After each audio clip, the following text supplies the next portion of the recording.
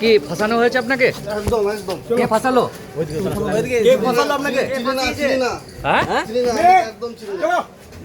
আপনি কোন দল করেন? বিজেপি বিজেপি কি পদে আছেন? Town secretary. কে ফাঁসালো আপনাকে? কিভাবে ফাঁসানো হলো আপনাকে?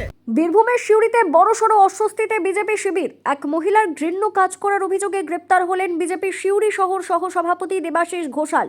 পুলিশ সূত্রে জানা গিয়েছে, ধৃত দেবাশিস সিউড়ি শহরের 6 নম্বর ওয়ার্ডের 124 নম্বর বুথের সভাপতিত্বের দায়িত্বেও ছিলেন। সম্প্রতি এক মহিলা তার বিরুদ্ধে সিউড়ি থানায় লিখিত অভিযোগ দায়ের করেন। সেই অভিযোগের ভিত্তিতেই পুলিশ অভিযান চালিয়ে তাকে গ্রেপ্তার করে। সোমবার অভিযুক্ত বিজেপি নেতাকে সিউড়ি আদালতে তোলা হলে বিচারক মামলার গুরুত্ব বিচার করে তাকে 14 দিনের জেল হেফাজতের নির্দেশ দেন।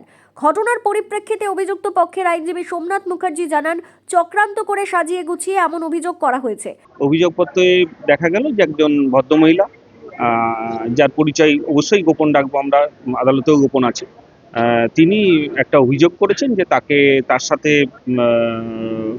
মানে জোর করে তাকে সহবাস করা হয়েছে বা ধর্ষণ করা হয়েছে, এরকম অভিযোগ। তার সাথে অন্যান্য অভিযোগ রয়েছে। এখন এই দেবাশিস ঘোষালের পরিচয় হচ্ছে তিনি ভারতীয় জনতা পার্টির তরফ থেকে সিউড়ির টাউনের জন্য এলাকার সাংগঠনিক ভাইস প্রেসিডেন্ট। তো সেই কারণে আমরা বলেছিলাম যে এটা রাজনৈতিক চক্রান্ত, আর কিছুই নয়। কারণ এফআইআর এর দেবাশিস ঘোষালের পক্ষে আমি যেটুকু বলতে পারছি তার আইনজীবী হিসেবে, যে এফআইআর এর যে অ্যাঙ্গেল, সেখান থেকে বোঝা যাচ্ছে যে একটা পুরোপুরি প্ল্যান করে এই অভিযোগটা করা হয়েছে।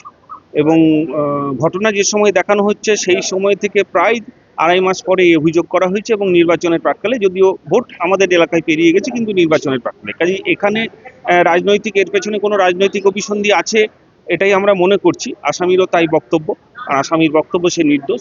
তো আজকে আমরা জামিনের আবেদন করেছিলাম, আমাদের জামিনের আবেদন খারিজ হয়েছে, এবং আগামী 11ই মে এই কেস ডায়েরি তলব করেছেন। সেদিন আবার জামিনের আবেদন শুনানি হবে। ধারা দেওয়া হয়েছে বিএনএস মানে ভারতীয় ন্যায় সংহিতার 64 ধারা, 332, 351, এই 3টি ধারা। 64 ধারায় হচ্ছে যে, বলুন, হ্যাঁ, 14 দিনের দেশ। 14 দিনের দেশ। বিধানসভা নির্বাচনের সময় ঘটনাকে কেন্দ্র করে জেলায় তীব্র রাজনৈতিক উত্তেজনা সৃষ্টি হয়েছে। বিজেপির জেলা নেতৃত্বের দাবি, আসন্ন নির্বাচনে গেরুয়া শিবিরকে কোণঠাসা করতেই তৃণমূল পুলিশকে ব্যবহার করে এই ধরনের রাজনৈতিক চক্রান্ত সাজিয়েছে। এমনটাই দাবি বিজেপির বীরভূম জেলা সহ সভাপতি দীপক দাসের। হ্যাঁ, তাকে রাজনৈতিক চক্রান্তের শিকার তিনি। তার এগেনস্টে কোনো এক মহিলা অভিযোগ জানিয়েছে, that is not rape case, সেটা অন্য টাইপের কেস। আপনারা জেনে তারপরে বলবেন। এখানে এটা পিওরলি প্রাইভেট ম্যাটার, এখানে মাথা গলানো ঠিক নয়। কাউরির সঙ্গে কাউরির কোনো ব্যক্তিগত সম্পর্ক থাকতে পারে, সেটা আলাদা ম্যাটার। এবং তার যে পুলিশ মেডিকেল রিপোর্ট করেছে সেটাও নেগেটিভ এসছে, আপনারা জেনে রাখুন। এ কেসের কোনো নাম মূল্য নেই। সাময়িক হ্যারাসমেন্ট, রাজনৈতিক ষড়যন্ত্র তার সঙ্গে যুক্ত। অন্যদিকে শাসক দল তৃণমূলের পাল্টা দাবি, আইনের পথে চলছে এবং বিজেপির আসল চরিত্র এই ঘটনার মাধ্যমে মানুষের সামনে উন্মোচিত হয়েছে। বর্তমানে ঘটনার তদন্ত চালাচ্ছে পুলিশ। তৃণমূলের বীরভূম জেলা সহসভাপতি মলয় মুখোপাধ্যায় আরও দাবি করেন, এই ধরনের কোনো ঘটনা ঘটলেই সাজিয়ে দেওয়া হয়েছে, এমনটাই দাবি করা হয়। যে ফেব্রুয়ারি মাসেও একবার ওনার সঙ্গে এইরকম ঘটনা ঘটেছিল, আবার এখন ঘটেছে। রাতের বেলায় তার বাড়িতে ঠকঠক করে তার ইচ্ছার বিরুদ্ধে জোর করে দরজা খুলিয়ে তাকে রেপ করা হয়েছে। এই ধরনের ঘটনা অত্যন্ত লজ্জাজনক ঘটনা।